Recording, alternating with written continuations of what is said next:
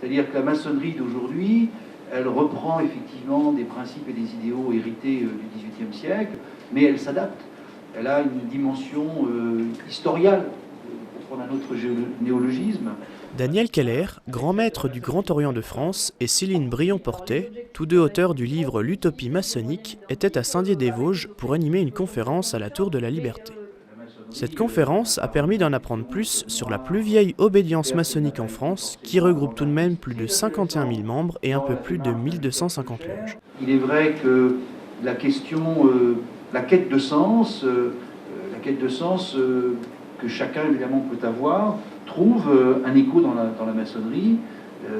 Et la maçonnerie ne prétend peut-être pas donner un sens à la vie, mais en tout cas essaye de faire en sorte que chacun y trouve un sens à sa vie. Imaginez la transformation de la société, ne pas avoir peur de l'avenir et construire une société avec des principes et des valeurs importantes telles que la liberté, l'égalité, la fraternité, autant de sujets qui ont été évoqués ce matin. Ce livre, L'Utopie maçonnique, a pour but de parler de la franc-maçonnerie avec des mots simples, dans un langage clair et qui s'adresse à tout le monde. Je ne sais pas, je ne peux pas vous dire. Non, il y a plus d'ouvrages. Pour mon très cher frère Jean-Jacques.